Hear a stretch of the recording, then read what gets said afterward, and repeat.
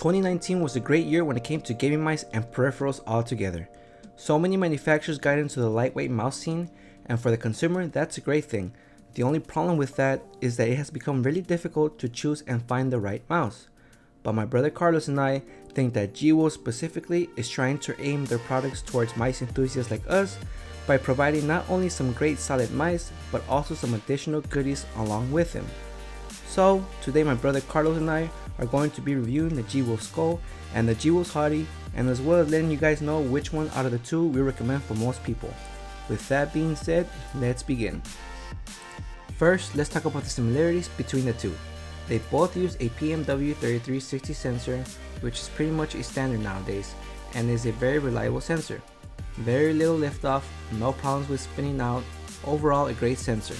They both unfortunately use black Teflon feet, which is a huge mistake because these are very solid mice. We'll get into that later on. They both use TTC golden dust proof micro switches rated at 100 million clicks. The construction on both copies are pretty solid, except for this weird scroll wheel issue where if we move the scroll wheel sideways, it will click and actuate the scroll wheel button. Very strange, but I never ran into any issues with it while playing. It's still something I like to point out. And finally, both of these mice have one of the best stock cables we have seen out of the box, second best in my opinion, with the MM710's cable being number one. Well, that about does it for similarities. Now let's get in depth with the GWO Hati. Coming in at 65 grams, the GWO Hati offers a safe ambidextrous shape suited mainly for right-hand users. The dimensions of the GWO Hati are 124mm long, 39.9mm tall, and 57.8mm wide. Compared to the Model O, which dimensions are 128mm long, 37.5mm tall, and 59mm wide, we can see that they are both very similar. Even the honeycomb design on the mouse 1 and 2 are the same, but the difference between the two is very noticeable once you hold them in your hand. While the Model O is indeed wider, it doesn't offer as much palm support as the GWO Hati does due to its shorter height. It's not to say that you can't palm grip the Model O, it's just that a Hati will benefit those palm style users like myself a lot more than the Model O would. The body of the Hati is surprisingly very sturdy, has little to no clicking at all, and while you can actuate the side buttons by squeezing the sides of the mouse, you have to squeeze really hard to do so, so this will not affect you while gaming. Overall, the quality of the mouse is great. I know some earlier copies had quality control issues, but the copy I received was pretty solid. No complaints here. Now let's get into the features of the mouse. One of the things you can immediately notice is that this mouse offers no RGB. I know it may be a deal breaker for some, but they do offer many colorways that make up for the lack of RGB. Here we have the beautiful red stiletto version, which looks sick right next to my GMMK. You can pick up many options such as ash, glossy white, and Vista Blue, just to name a few.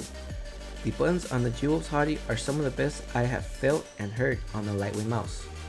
Mouse 1 and 2 sound very crisp and have little to no wobble, have some pre-travel. The side buttons feel light and crisp, not mushy at all. Heck, even the scroll wheel and DPI buttons sound great. Here's a quick sound test.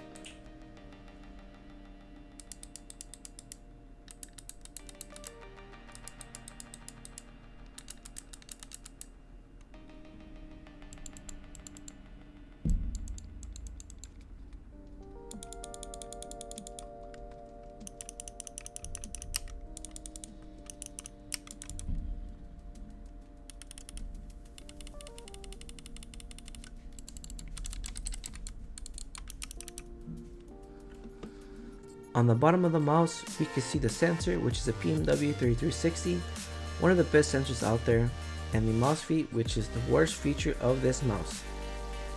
After using many mice with white PTFE feet for months, I was able to tell the difference between white PTFE skates and black Teflon skates. The black Teflon feet feel slower and you can feel the skates drag across your mouse pad as opposed to the smoother, faster glide you get with white PTFE feet. Luckily for you guys, GWO does include 2 additional big mouse feet that kinda make up for the lack of PTFE feet. Kinda. I recommend putting these on as soon as you get your mouse for the best out of the box experience, or you could pick up a pair of IntelliMouse 1.1 Hyperglides for that true smooth glide experience. The scroll wheel has a more tactile feel when using it as opposed to the glorious Model O scroll wheel, which is more on the smoother side. I personally like the scroll wheel on the Hati better, but it's all preference. As for DPI, you can go from 400 to 1600 and there is no way of telling what DPI level you are in, so finding the right DPI setting will be extra difficult.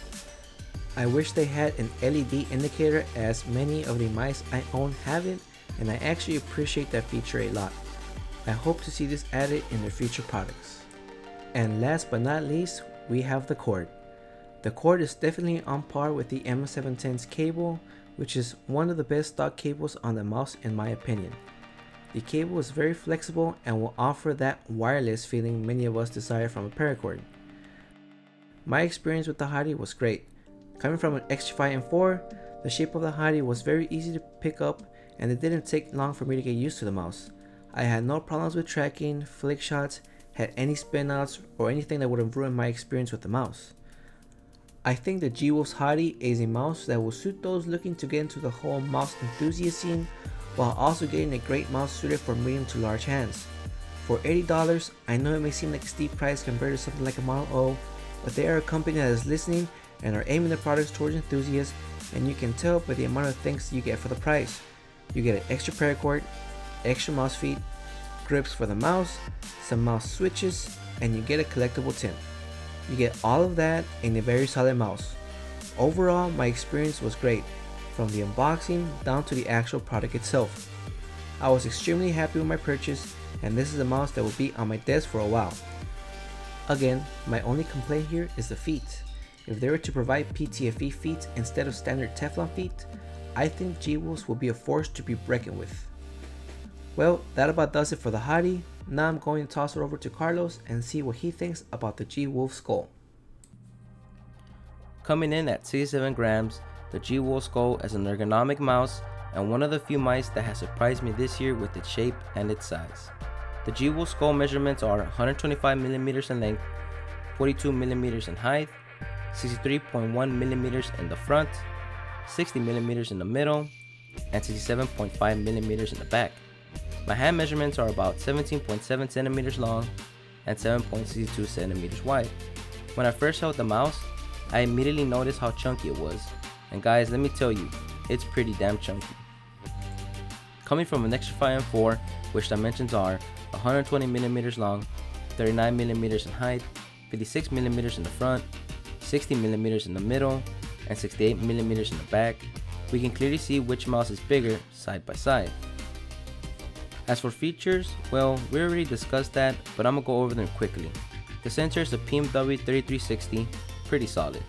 The mouse feet are whack, cable is nice and loose, buttons are not my favorite, but they aren't bad either.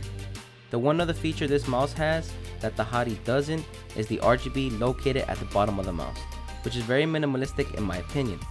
Oh, and one other little difference between the Skoll and the Hati is the location of the DPI button, with the Hati's being at the top and the Skoll's being at the bottom. Oh, and you also get a collectible tin along with the extras previously mentioned with the Hati. Enough about features, now let's get into my experience with the Skoll. Overall, the Skoll is a pretty good mouse and feels way more comfortable to hold than an Xtrfy M4. However, that doesn't mean the Skoll is better. The Skoll is a big boy, and I honestly didn't think I was going to be able to perform as well as I did with it, but when comparing it to the Xtrfy M4, the M4 is just better in terms of performance. I'm just able to play with it better, and that's because the M4 fits my hand better. The Skoll still surprised me with its shape, because even though it's a big mouse, the side buttons are positioned in the perfect spot and I'm able to hit the side buttons with no problem. I've used large mice before, like a SteelSeries Rival 310, and that was just too big for me. Even though the Skoll is on the larger side, I was able to play with it just fine. Tracking was good, never ran into any issues with it, my hand never hurt or cramped at any point. It's a very solid mouse. I can see some medium-sized hand users like myself getting away with using the Skoll, however I strongly recommend it for larger hands, mostly because of its size. If you're a medium-sized hand user and are looking for an ergo lightweight shaped mouse, I'd recommend taking a look at the Xtrfy M4 instead. So, our final thoughts. Both mice are pretty solid and you will have a great time if you pick up either or depending on your hand size. For most people though, we recommend picking up the G-Wolf's Hati because it offers a safe ambidextrous shape, and from what I've read, it resembles a G Pro Wireless a lot, and that's a shape loved by many in the gaming mice community. This is Gus and Carlos from Unplugged, and we'll see you in the next one. Peace.